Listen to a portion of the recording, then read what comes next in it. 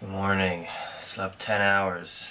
Could have slept another 10, but I gotta go get my skin scratched. The pain never ends in my life, but it's all good pain. It's all lucky pain. I feel so sore and pain in my knee and my body when I walk. My upper half of my body is perfect, but my lower half is just trashed. So the whole reason I decided to do that little bike trip that you just watched over the last few days is that I have the next tattoo appointment to finish up my sleeve. Not to finish it, but just session number 2. And my artist is up here in Oakland, and I thought, I could fly there from LA, I could drive, I could ride my bike. I'll ride my bike. So that's why I'm here, to get tattooed. My tattoo artist is an incredible woman named Haley Mason. I'll have her Instagram in the description box. You can check out her work. But she doesn't like to be, have a camera in her face while she tattoos, which I completely respect. So most of today's vlog will be getting tattooed, but I can't really film a lot of it. So you'll just have to see the before and after. But it's perfect because it gives me the opportunity at some point in the vlog to debrief what just happened and how I feel about it in my mind and in my body. I'm talking about biking 470 miles in 4 days. Okay, I gotta go find some food. Berkeley Bowl is a 2-mile walk away, and I simply don't have the willpower to do that. So I just need to find a grocery store and get some food in me before getting tattooed. Oh! Look at this amazing, just random local grocery store that has like actually good stuff. I'm so happy. I need a lot of this. Oh, that's a good melon.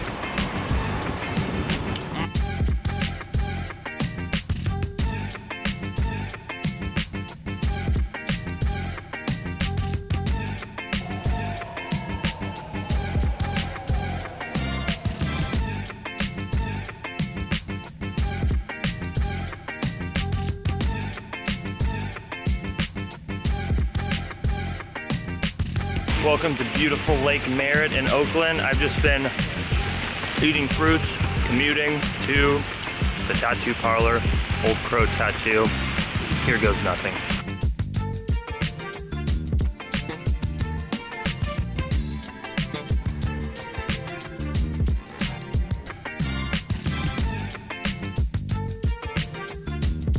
It feels so good to edit and start catching up before my tattoo appointment begins.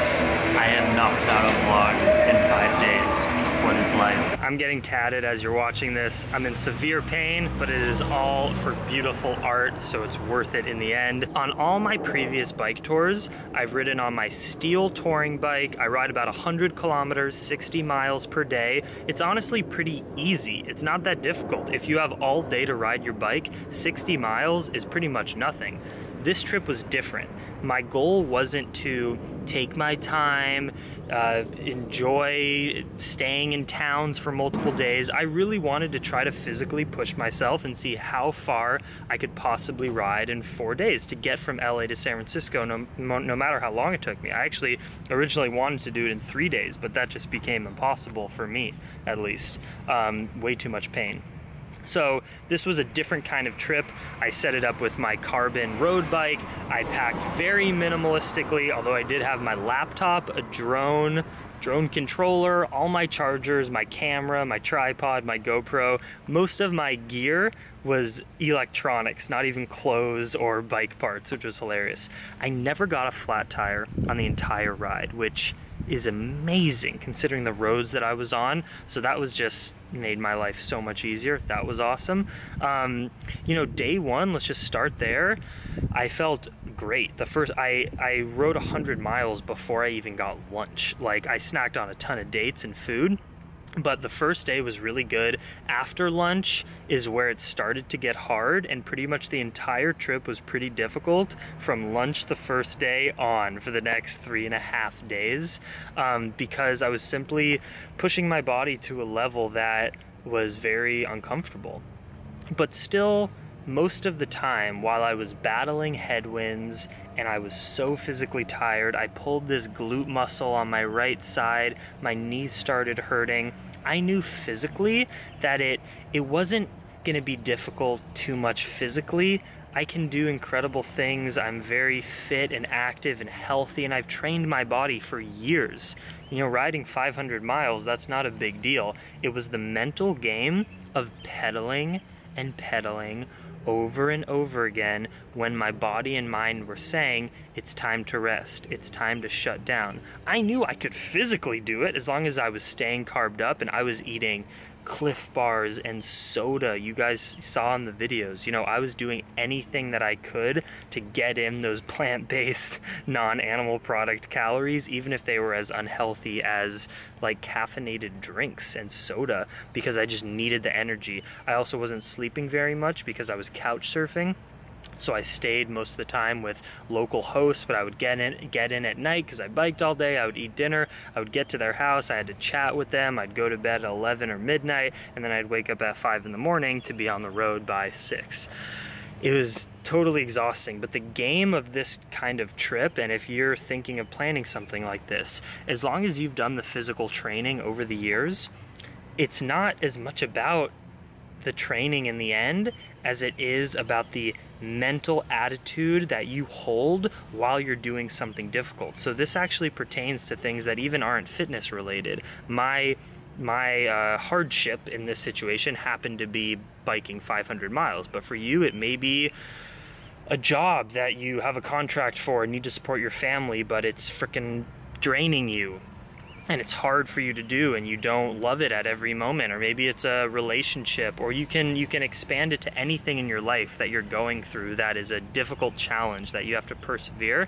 It's a complete mental game. So what did I do in order to accomplish it? Well, the first and easy thing is try to distract yourself with something healthy. For me, it was listening to music and listening to interesting podcasts, gaining education and listening to conversations. Instead of having to focus on each pedal, you kind of take your mind somewhere else. Now, I don't mean to say like, hey, the goal in life is to get distracted when you're doing something that is in alignment and fun with your lifestyle. Like, that's not what I'm saying. I'm saying if you're in a point of an obstacle and you're trying to overcome it, sometimes a good solution, especially when you're biking, is to try to bring your mind somewhere where it can focus on something different rather than the pain that's going on in your body. So that was one thing I did, listen to a ton of podcasts, ton of music, and then, but it gets to a certain point where that stuff is, you've listened to enough music or enough podcasts and it's like all you can focus on are the pain in your legs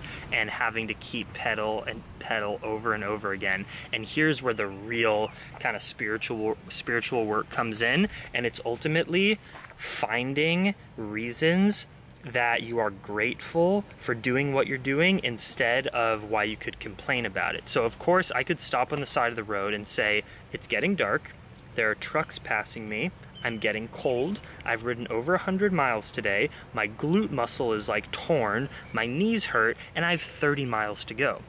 If you dwell in that soup of stress and negative energy, you won't be able to do that next pedal because it seems so difficult.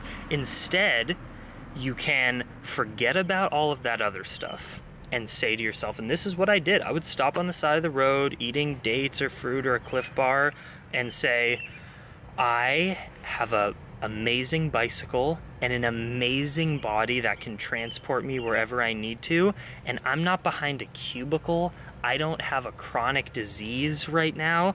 I am healthy, free, relatively safe, and I get to move my body in nature. I am so lucky. People would kill to be in my position right now.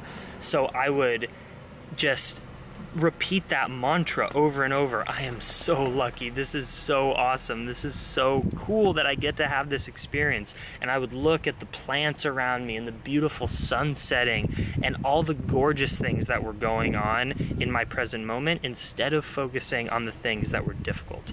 And that is the key right there. That's the spiritual practice. I mean, being a yogi, meditating, it's like you're training to be a Jedi, to be able to overcome all of the obstacles of life that come at you. That's essentially what spirituality is. It's trying to find a state of mind where you can be grateful and in service and happiness and have all these good feelings no matter what your external life is throwing at you. That's what the spiritual practice is. So the reason I meditate, I chant, I go to yoga festivals and practice on my yoga mat, it's for situations like this, when I'm at mile 110 and I have 15 more miles to go, but my legs are dying and it's dark outside and I'm scared and I'm hungry and it hurts. If I didn't have all these spiritual tools, I would fail. I would break down, I'd get an Uber, I'd get a train, and instead I was able to persevere because I could find the gratitude in my life. And that's the key right there.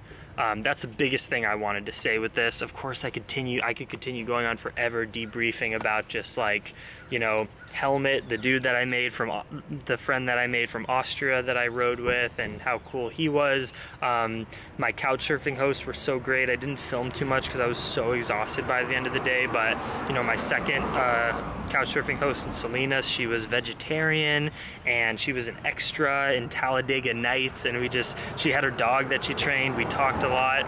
It's such good vibes. I'm obsessed with it. I'm obsessed with traveling, being in nature, doing things that are difficult, overcoming them, and meeting people along the way. It's what I love to do.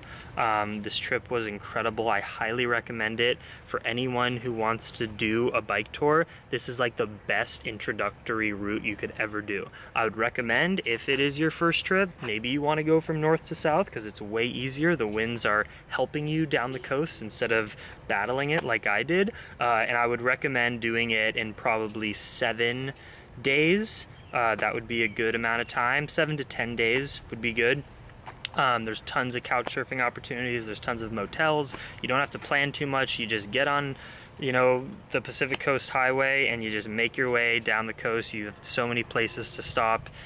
It's just freaking incredible. And if anyone ever wants to do a bike tour with me, I literally want my life for the next year, 2 years, 3 years, 10 years, I don't know, but at least the next year, to be cycling with you guys, passionate, vegan or vegan interested people who watch my videos and like my vibe. I want to come to your country, I want to bike it with you, and I want to have an adventure. I'm already doing this. Next week I'm leaving for Italy, where I'm biking with a Slovenian dude who watches my videos named Vid. You guys will get to know him well because he watches my videos and said, hey, can I do your Italy bike tour with you? That's what I want to be doing. So reach out to me, email me. I could go anywhere in the world. It's incredible, and I can't wait to do it. And I love you guys, and thank you for supporting me throughout this whole epic journey that I have been doing in China on this trip. Like I should also say, and then I'll close it down and continue with the vlog for the rest of my day.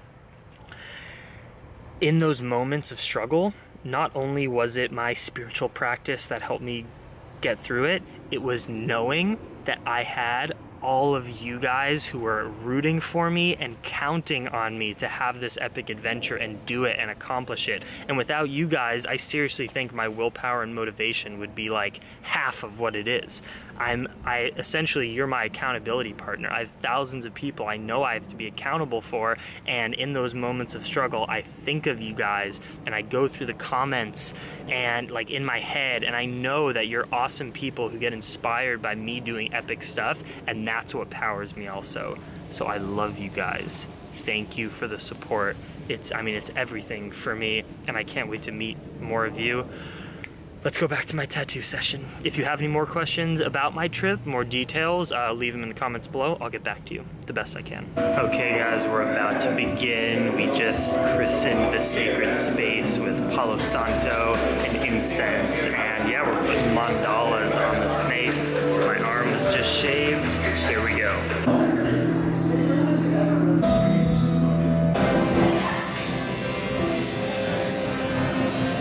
Closing down late night at Old Crow after a over 6-hour tattoo session.